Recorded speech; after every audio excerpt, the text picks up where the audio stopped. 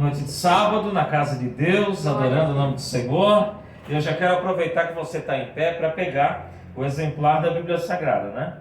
Vamos estar lendo segunda epístola de Paulo a Timóteo, capítulo de número 4, a partir do versículo de número 6. Segunda Timóteo, capítulo de número 4, a partir do verso 6, para nós meditarmos aqui nesta noite. Glória a Deus. Nós estamos passando um momento, irmãos, de batalha, não é verdade? Algumas pessoas passaram já pela enfermidade, né, da dengue, né? Outros estão passando, e vamos perseverar na presença do Senhor. Amém? Nós sabemos que a vida cristã não é um mar de rosa, não é uma creche, né? A vida cristã é uma vida de guerra, de combate, de luta.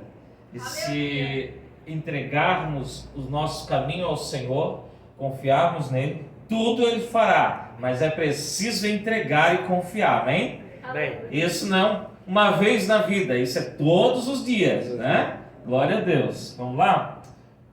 Bíblia Sagrada, 2 Timóteo. 2 Timóteo, capítulo de número 4 e o verso de número 6 a seguir, que diz assim: porque eu já estou sendo oferecido por aspersão de sacrifício, e o tempo da minha partida está próximo. Combati o bom combate, acabei a carreira, guardei a fé. Desde agora a coroa da justiça me está guardada, a qual o Senhor, justo juiz, me dará naquele dia, e não somente a mim, mas também a todos os que amam a sua vinda. Procura vir ter comigo depressa, porque Demas me desamparou, amando o presente século, e foi para Tessalônica. Crescente, da Galácia. Tito, para Dalmácia. Só Lucas está comigo. Toma Marcos e traze-o contigo, porque me é muito útil para o ministério. Também enviei Tíquico a Éfeso. Quando vieres, traze a capa que deixei em Troade, em casa de Carpo, e os livros, principalmente os pergaminhos. Alexandre, o latoeiro, causou-me muitos males. O Senhor lhe pague segundo as suas obras. Amém, queridos? Glória a Deus. Pode tomar um assento. Glória a Jesus. Maravilha. Glória a Deus. Bom estar na presença de Deus, na casa de Deus, adorando o nome do Senhor, sabendo que Ele tem liberdade para falar aqui nessa noite. Amém, queridos? Deus, Ele fala da forma que Ele quer, do jeito que Ele quiser e para quem Ele quer, né? Às vezes nós estamos acostumados a estar no controle, organizar a nossa vida, nosso local de trabalho, né? Nossa casa, e nós queremos de um jeito, mas na verdade Deus é o nosso Senhor. Aleluia. Ele age na nossa vida como Ele quer, da forma que Ele quiser. Então, se Ele quiser falar através de uma oração, Ele fala. Através de uma criança, Ele pode falar. Aleluia. Através da letra do louvor, da pregação principalmente, Ele fala do jeito que Ele quiser. Amém, queridos? O importante é nós abrirmos o nosso coração para Ele falar e essa palavra surtir efeito na nossa vida.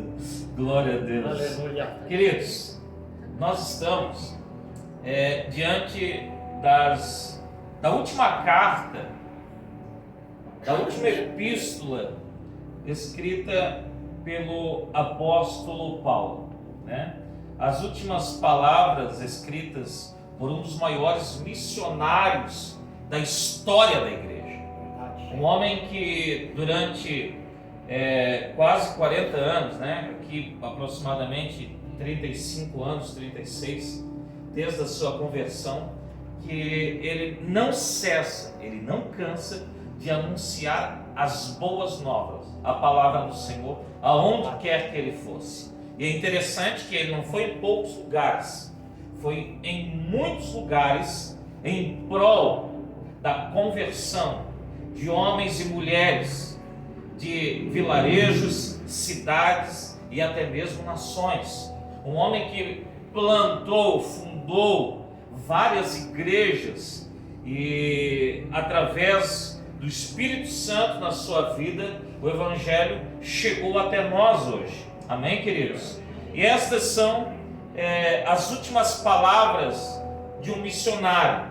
Não só um missionário, mas um doutor, um apologeta, um homem que defendeu as doutrinas do Senhor Jesus de uma forma ímpar. Um homem que colocou bases doutrinárias que hoje são estudadas, hoje são pregadas, que o Espírito Santo o capacitou, o inspirou para escrever essas epístolas. E nós estamos agora diante das palavras finais de um homem que deixou um legado. Mas essas palavras não são palavras apenas de um missionário, de um apologeta, né? Essas palavras, elas são palavras pastorais, como 1 Timóteo e também Tito. Essas epístolas são consideradas epístolas pastorais. É o coração de um pastor que, depois de ter lutado de uma forma ímpar para a propagação do Evangelho, de ter levado a palavra do Senhor em lugares distantes, que não mediu esforço para anunciar a palavra de Deus, ele olha agora para trás e ele percebe que muita coisa havia acontecido.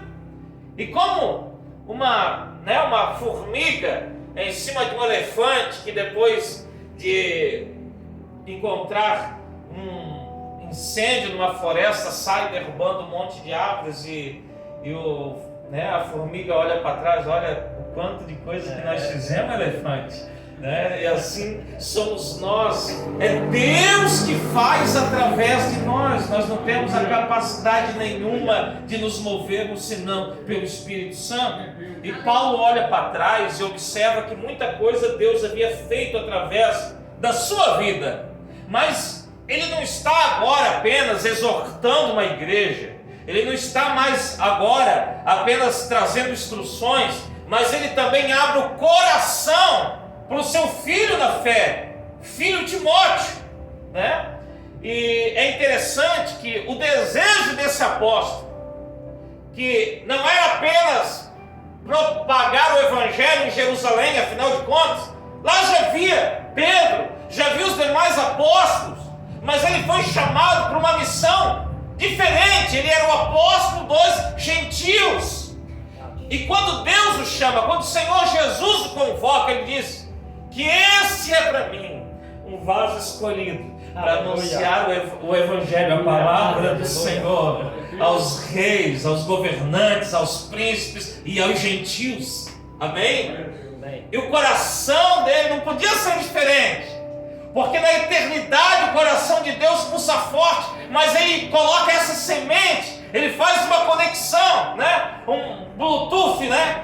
10.5 no teu coração para revelar o seu coração. E não era apenas o coração de Deus que queria levar a salvação aos gentios, estava ali conectado o coração desse apóstolo. E ele sempre teve o desejo, ele falou várias vezes, que queria ir até Roma, a capital do império, enfrentar a idolatria através da propagação do amor. Aleluia. E vencer o ódio e a violência através da paz e do amor que esse Evangelho de Jesus anuncia. Amém? Glória a Deus. E é interessante que quando nós lemos o último capítulo do livro de Atos dos Apóstolos, é isso que está acontecendo, né? Ele acaba sendo preso em Jerusalém, ele apela, né, a César, depois do tribunal de Félix, ele apela a César e ele é mandado para Roma. E na verdade ele estava não pronto apenas a ser preso, não apenas a apanhar, mas ele estava pronto a morrer por Jesus se fosse necessário. Aleluia. Aleluia. E ele vai, e lá preso, a palavra de Deus diz que ele está encarcerado, e essa não é a prisão da qual ele escreve essa epístola, mas é uma prisão anterior, a qual ele está numa residência própria, e ali ele recebe pessoas, e o evangelho é levado através dos guardas, que na época eram chamados dos soldados pretorianos, né? A guarda de Roma, através dos soldados que ouviam ele falar Jesus, o evangelho chega até dentro, né, da corte do império, amém? Glória a Deus. Aleluia. Diz alguns estudiosos, né, que a palavra chegou até o imperador através da guarda pretoriana, né? Então ele é livre nessa primeira prisão e ele agora vai em direção à Espanha, e da Espanha até a Macedônia ele volta pregando a palavra do Senhor. E nessa época, um imperador terrível chamado Nero, ele perseguia a igreja de uma forma terrível. Ele queria matar, exterminar todo o povo de Deus. Ele não aceitava que alguém que tivesse além dele o título de Senhor, ele não aceitava que houvesse alguém com o título de Rei dos Reis, Senhor dos Senhores. Aleluia. E ele queria exterminar um povinho que não se dobrava diante de ninguém a não ser do Senhor Jesus. Deus vive. Que não adorava outro Deus, que não adorava outro homem, que não adorava ninguém a não ser a pessoa bendita do Senhor Jesus. Aleluia. Então ali, esse imperador começa a fazer uma perseguição terrível, mas Paulo não cede, e ele entende através do Espírito Santo e da compreensão, não mais como um jovem missionário, mas como um pastor já de idade avançada, que está gastando a sua vida em prol da propagação e a salvação através do Evangelho do Senhor Jesus. Aleluia. E quando ele é preso a segunda vez, ele entende que dali ele não vai mais sair com vida. E ele escreve a Timóteo, que está em Éfeso, representando o ministério de Paulo. Verdade. E ele também escreve nessa mesma época a Tito, para que eles não se desviassem da verdade. Ele entrega instruções preciosas, mas acima de tudo, ele revela verdadeiramente quem ele é e a quem eles devem imitar. Aleluia. Não um líder que só está quando tudo vai bem, não um missionário que joga semente esperando a colheita própria. Se ele não colher, ele não semeia. Não, ele agora revela o coração de um homem que está preocupado não com a sua vida, mas com a igreja do Senhor Jesus. Aleluia. E ele revela-nos que sabia muito bem o que estava acontecendo ali naquele momento. E ele diz: porque eu já estou sendo oferecido por aspersão de sacrifício, e assim como o sangue do animal que era espargido e derramado em sacrifício, assim ele entende a sua vida. E o tempo da minha partida está próximo. Olha a declaração no verso 7: combati o bom combate, acabei a carreira, guardei a fé. Ele está dizendo: queridos, a minha vida foi a vida de um combatente. Eu combati o bom combate. Aquele que vem para a igreja, aquele que entrega a sua vida para Jesus, pensando que tudo vai ser mil maravilhas, ele entendeu o evangelho errado. O evangelho é um lugar de pessoas que estão dispostas a entrar em combate. Aleluia. Está em guerra, em primeiro lugar, consigo mesmo, negando as suas vontades, negando as suas paixões. Mas ele também está em guerra contra o mundo, sistema corrupto. Ele está em guerra constante. E ele entende também que havia uma carreira, que como um atleta que está disputando o primeiro lugar, ele também está disputando. E ele diz que a coroa da justiça está aguardando. Mas calma aí, o evangelho não é para quem chega em primeiro lugar, mas para quem chega não somente a mim, mas para todos aqueles que amam a vinda do Senhor. Aleluia. Verdade. Oh, aleluia, oh, aleluia. Ninguém vai ficar para trás. Nós estamos juntos, unidos, irmanados numa só fé, num só propósito, porque o céu é o nosso destino, crente. Aleluia. Oh, aleluia. E nessa hora da prisão, muitos que deveriam estar apoiando agora o velho apóstolo abandonam ele. E nessa hora ele fala para Timóteo, escrevendo essa epístola, dizendo: procura vir ter comigo depressa, porque Demas me desamparou amando o presente século. Ele vai revelar que durante o ministério dele houve obreiros que ele investiu, que ele acreditou, que ele chamou junto, que ele estava disposto a sacrificar, mas eram obreiros como Demas, que amava o presente século. Eram obreiros mundanos, que o coração deles não estava no Evangelho, o coração deles estava apenas enquanto tudo estava bem, enquanto não tinha tempestade, eles estavam no barco. Mas quando a tempestade se levantou, quando o apóstolo Paulo estava agora pronto a morrer, eles abandonaram Paulo. E por que eles abandonaram? Porque o coração deles era o coração de alguém que ama o mundo, amando o presente século. Essa expressão é a expressão de alguém que ama o sistema corrupto mundano. E ele fala de um outro obreiro que não era um obreiro mundano, mas era um obreiro que causou muito problema para ele, e se chamava Alexandre, o latoeiro, ou ferreiro, depende da tradução, que causou muitos males. É interessante que na obra de Deus tem aquele que o coração está na verdade no mundo, mas tem aquele que o coração não está no mundo, mas é obreiro, é crente problemático. Graças a Deus que aqui não tem, né, irmão? Né? Paulo dizia: olha, eu vou para Corinto. Vai nada, está fora da direção. Não, mas agora eu vou para Colosso. Não, para Colosso não, Paulo, deixa de ser carnal. É o obreiro que dava problema para o apóstolo. Causou muitos males, né? Não vem ao caso nós entrarmos a respeito de quem era esse Alexandre, mas era um obreiro que era encrenqueiro, que dava problema e dor de cabeça para Paulo.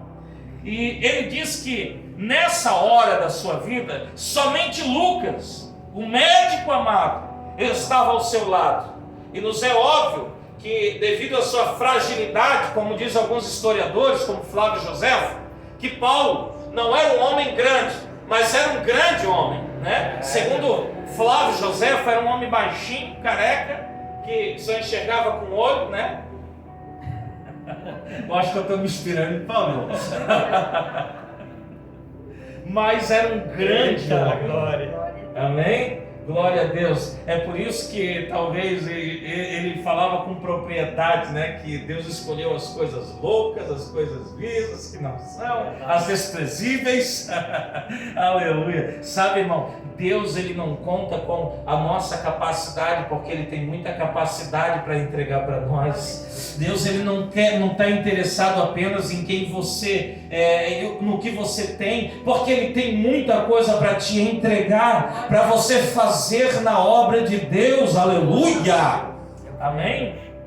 E é interessante que havia um obreiro chamado Marcos.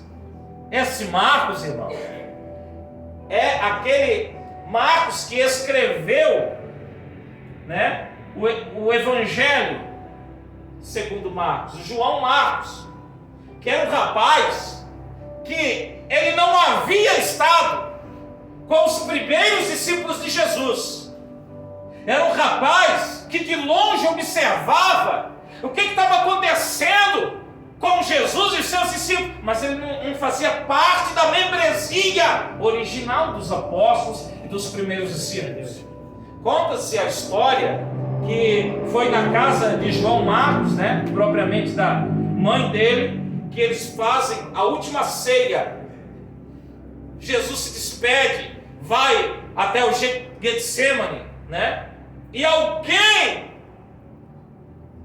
que estava observando, talvez pela fresta da parede, ou ouvindo dentro do seu quarto a oração e a despedida de Jesus, bate a curiosidade: esse homem é diferente, será que eles não estão tramando alguma coisa? E ele vai, depois que Jesus está com os discípulos lá no Getsemane, ele vai, porque ele percebe a movimentação na rua de Jerusalém, subindo o monte, subindo o jardim de Getsemane, e eram os guardas que vieram prender Jesus, e ele se levanta rápido da cama, envolto num lençol, e quando ele tenta ver o que está acontecendo, um dos soldados tenta agarrar ele e acaba ele conseguindo fugir.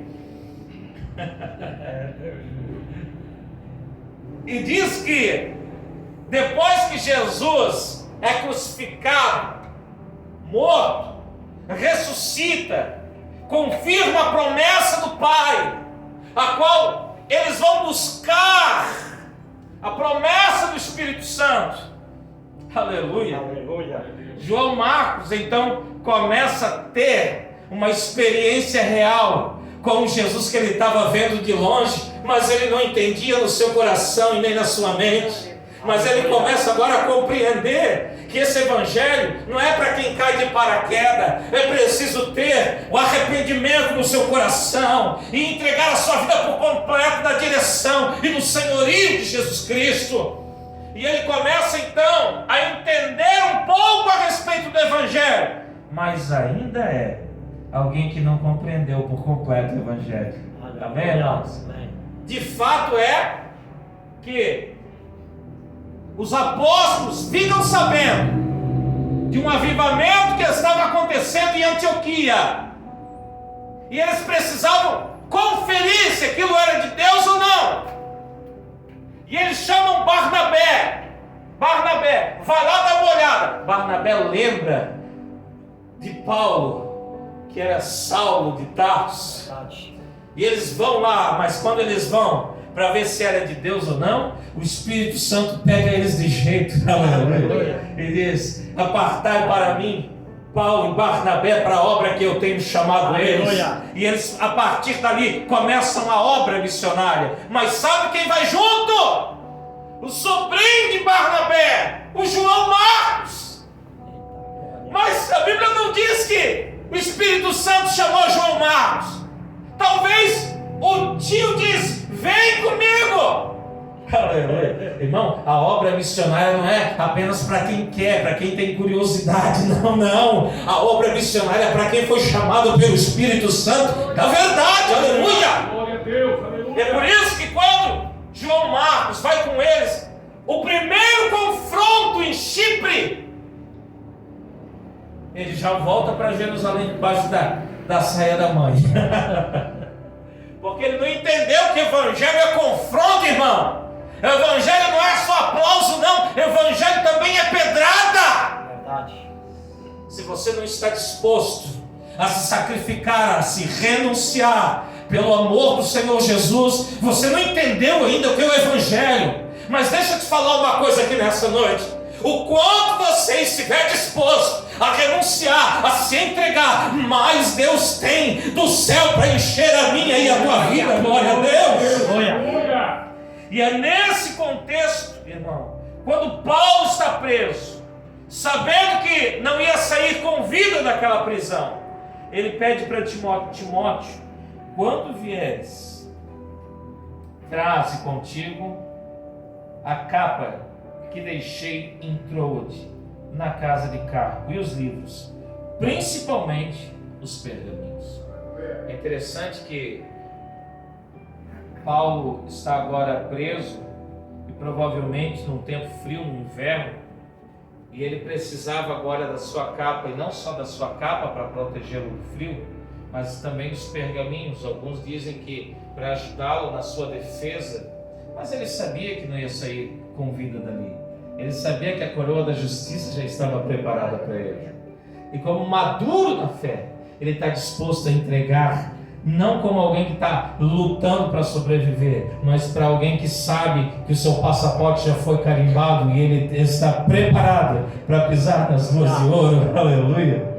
Glória a Deus. Ele diz: olha, quando tu vieres, traze a capa que deixei em Troade na casa de Carpo e os livros, principalmente os pergaminhos. Sabe, irmãos, Paulo, ele acaba deixando ao longo da sua jornada algumas coisas que acabam lhe fazendo falta agora nesse momento.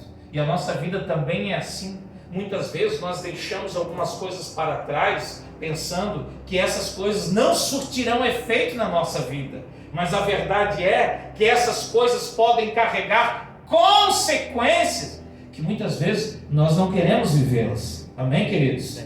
Eu não quero falar a respeito de como Paulo deixou, em Troade, a capa, os livros, mas eu quero dizer uma coisa para você aqui nessa noite. Precisamos viver os princípios da palavra do Senhor.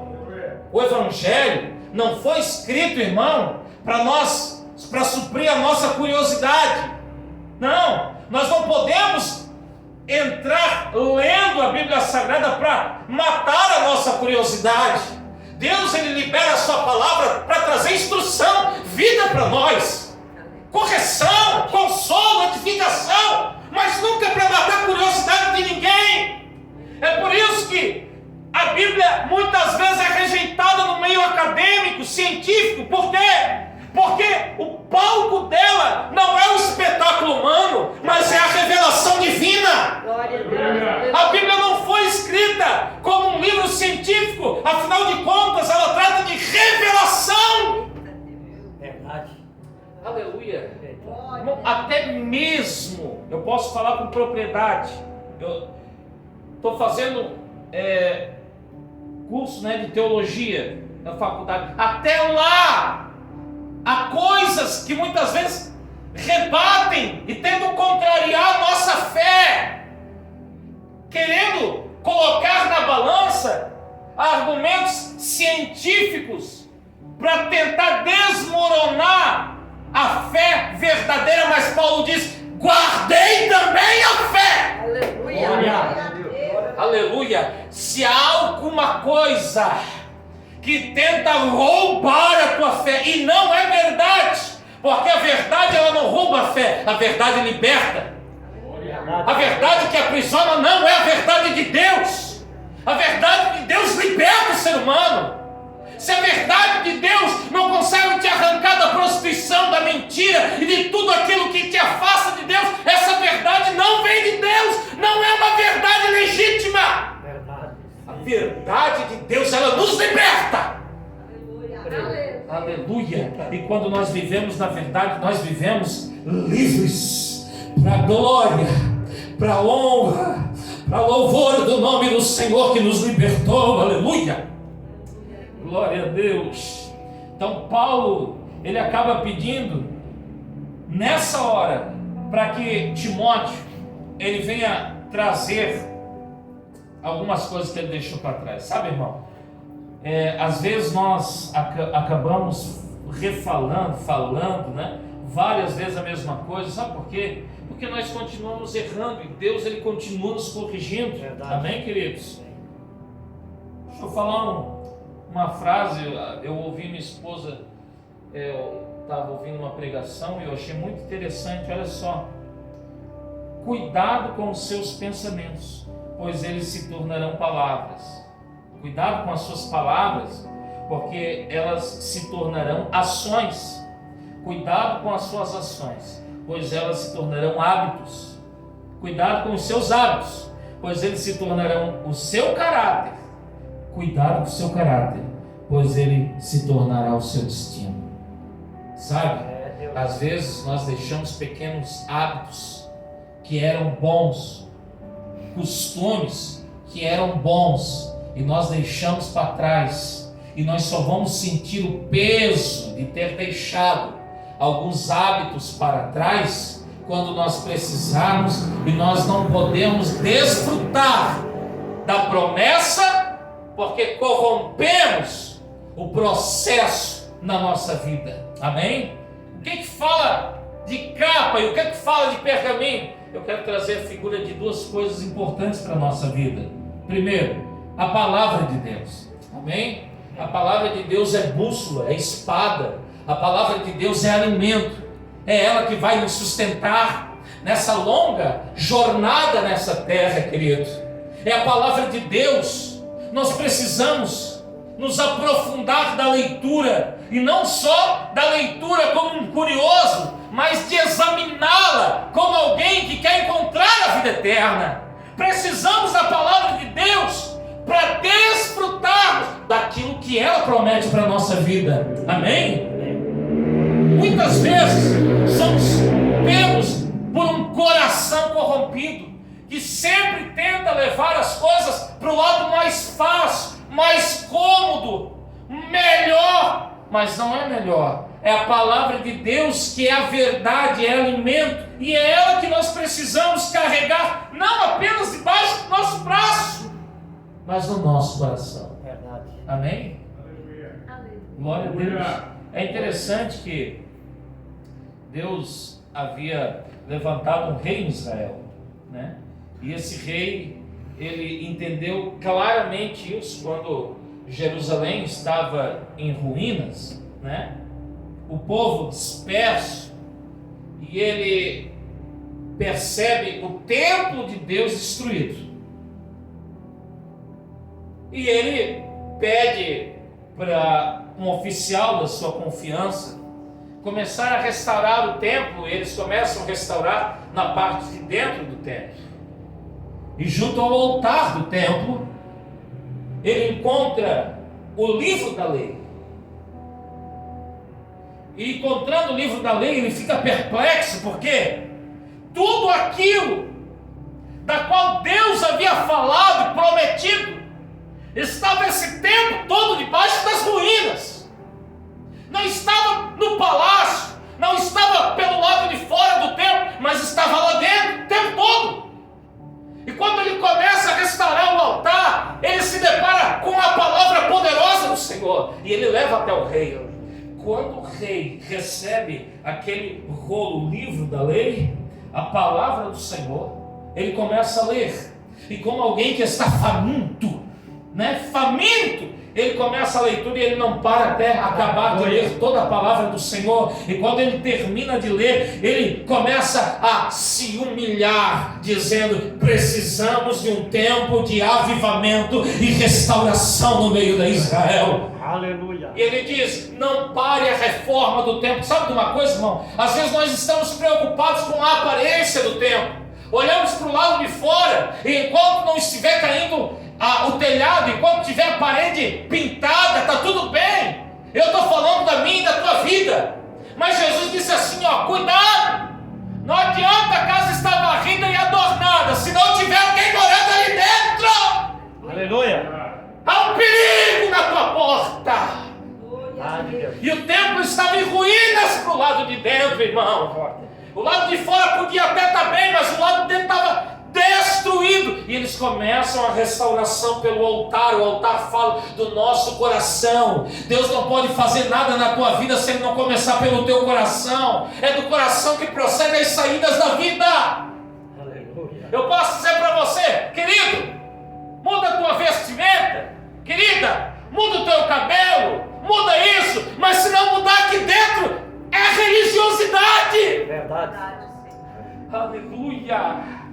Deixe o Espírito Santo começar pelo lado de dentro. Aleluia. Aleluia. Glória a Deus. É o altar, é o meu e o teu coração que precisa de uma reforma urgente. Oh, aleluia. Quantas vezes que nós queremos a celebração, a festa, mas o templo está em ruínas e nós não percebemos. Aleluia. E quando o rei se depara com a palavra do Senhor, ele faz uma convocação e todo Israel busca ao Senhor, se arrependendo dos seus pecados. E naquele ano houve a maior festa da Páscoa, a qual desde a época dos juízes nenhum rei havia ainda promovido uma Páscoa tão grandiosa. A festa da Páscoa representa a libertação e salvação. Deixa eu te falar uma coisa.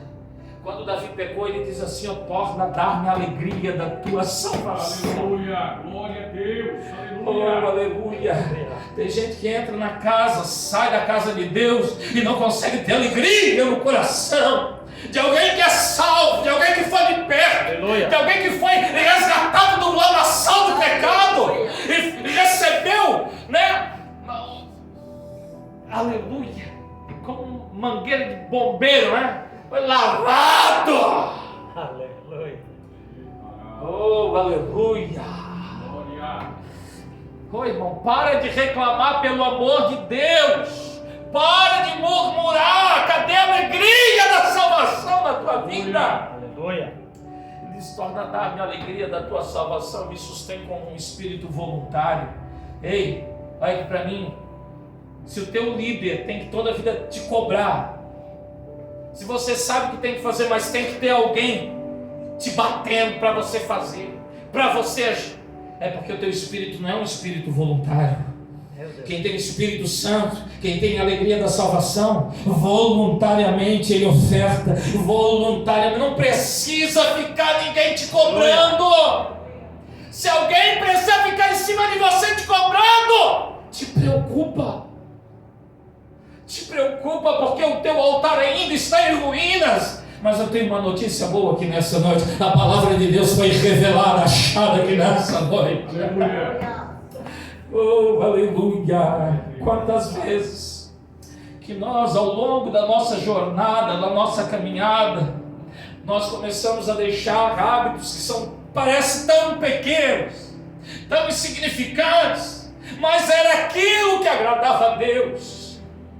Coisas que, às vezes, mas Deus já sabe, e muitas vezes, né?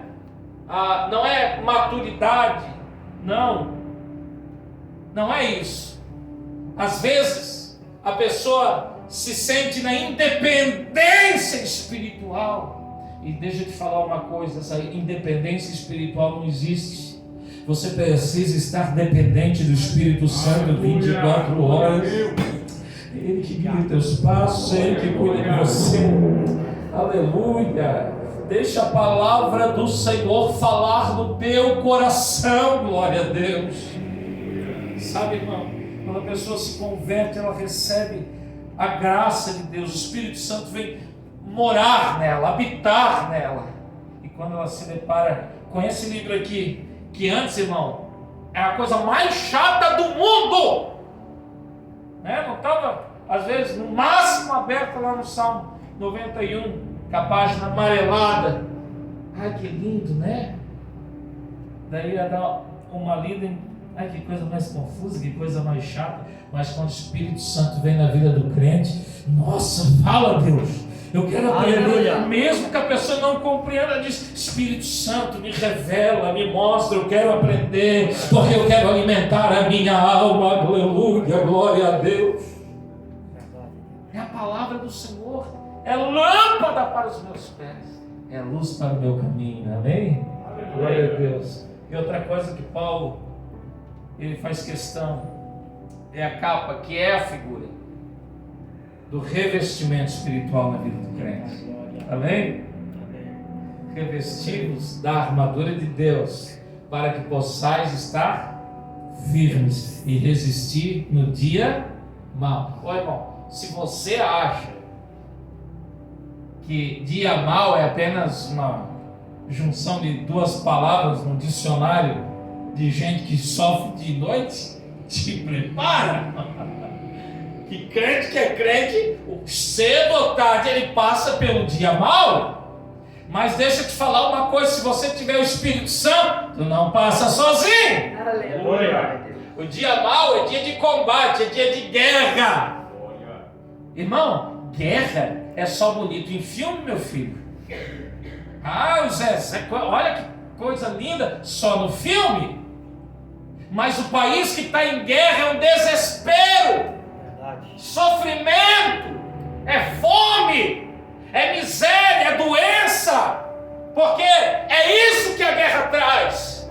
Na nossa vida espiritual, não pense que guerra... Ai, querido, eu vou falar uma palavra de efeito agora. Está amarrado em nome do Senhor e tudo vai se transformar, né? Sabe aquela varinha mágica, né? Pim, um monte de estrelinha e aquilo que estava enferrujado vira ouro. Não é assim, irmão?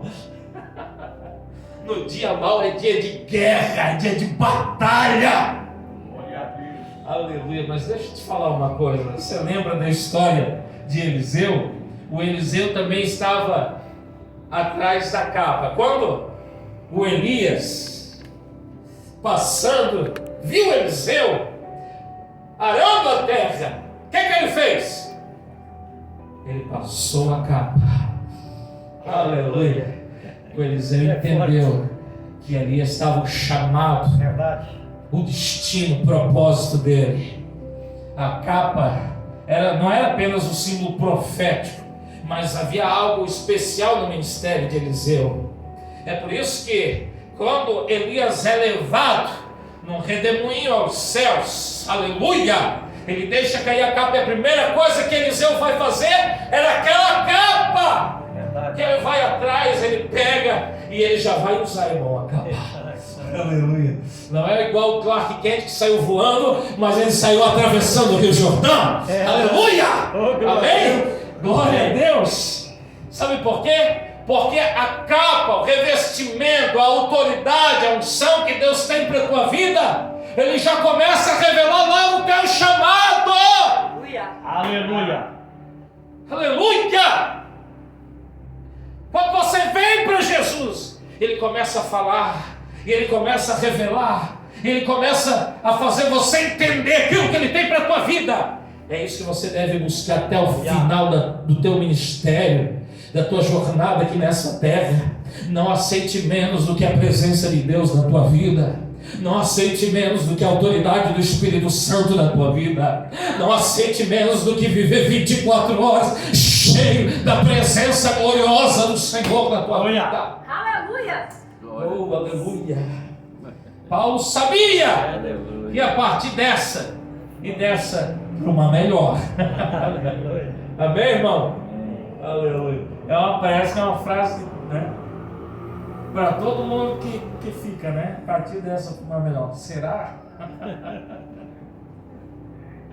Aleluia. Aquele que está em Cristo Jesus não tem o que temer, irmão. Aleluia. O que diremos nós, né? Se Ele nos amou, né? Olha só, quem nos separará do amor de Cristo? A tribulação, a angústia, perseguição, fome, nudez, perigo ou espada? Como está escrito: por amor de ti somos entregues à morte todo dia, fomos reputados como ovelhas para o matadouro, mas em todas estas coisas somos, levante a mão para o céu, mais do que vencedores, por aquele que nos amou. Aleluia! Oh, glória! Aleluia! Oh, aleluia! Os nossos pequenos hábitos muitas vezes nos afastam das grandes promessas. Olha o conselho de Paulo aos Colossos, olha só: porque se já ressuscitastes com Cristo. Estou pregando para uma igreja que já ressuscitou com Cristo, irmão. Amém. Amém? Glória a Deus. Buscai as coisas que são de cima, onde Cristo está sentado à destra de Deus. O que eu devo pensar, pastor? Pensai nas coisas que são de cima e não nas que são da terra, porque já estáis mortos e a vossa vida está escondida com Cristo em Deus. Aleluia! Aleluia. Amém, irmãos? Fique de pé, no nome do Senhor. Glória a Deus. Glória a Jesus. Se nós queremos a restituição espiritual na nossa vida, vamos começar a mudar os nossos pensamentos. Vamos mudar? Nós sabemos, né? Cada um de nós sabemos no que temos gastado nosso tempo, né? Se temos gastado nosso tempo nas redes sociais, né? Netflix, se temos gastado nosso tempo, nosso pensamento em coisas que não têm acrescentado a nossa fé, porque os nossos pensamentos acabam se tornando nossas palavras, amém?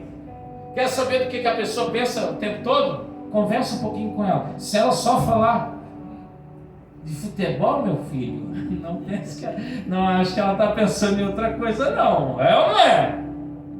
Porque a boca fala do que? O coração está cheio. Não confunda, né? Não confunda. Esse negócio de coração separado de mente, muitas vezes nos textos bíblicos não é. O coração e mente é uma coisa só. Amém? Então, se você pensa, você fala. Se você fala, você acaba agindo. Ei, de tanto agir, todo dia, a mesma coisa, se torna hábito. O hábito vai transformar o teu caráter. E é isso que vai definir o teu destino. Aleluia, glória a Deus. Glória a Deus. Eu não sei você, eu não sei. Mas eu estou disposto a mudar os meus hábitos para que o Espírito Santo venha concretizar tudo aquilo que Ele tem para a minha vida. Aleluia. Glória a Deus. Talvez você diga assim: pastor, eu sei o que eu tenho que fazer. Não tenho força. E talvez por isso você esteja afastado dos caminhos do Senhor. Talvez você conhece a palavra, mas não tem força de praticá-la. Essa é a tua condição aqui nessa noite. Mas eu quero que você coloque a mão no teu coração agora.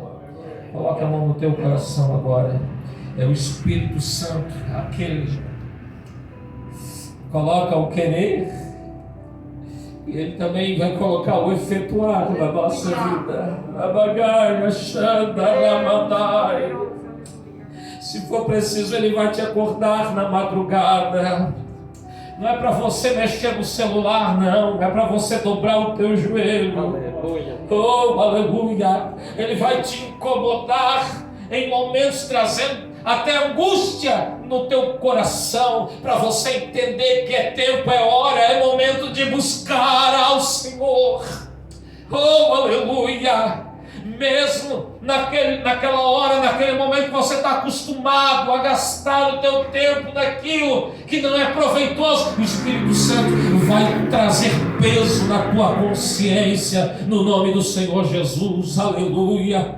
Pai, nós estamos aqui nesta noite, ouvimos a Tua palavra, Senhor. Eu sei que o Senhor aplica a Sua palavra pelo Espírito Santo em cada mente, em cada coração, de uma forma diferenciada, Senhor. E eu te peço aqui nessa noite que esse Teu filho, a Tua filha, não saia de dentro dessa igreja da mesma forma que entrou. Que possamos, meu Deus, voltar aos hábitos daqueles que verdadeiramente temem ao Senhor, de buscar em oração, de meditar na Tua palavra, de colocar ela em prática, Senhor. Precisamos urgentemente da transformação que não vem de fora, mas que vem de dentro. Por isso, toca, Senhor, toca no nosso coração, move a nossa vida. Aleluia! Debaixo do temor e tremor da Tua palavra e da Tua presença, Senhor.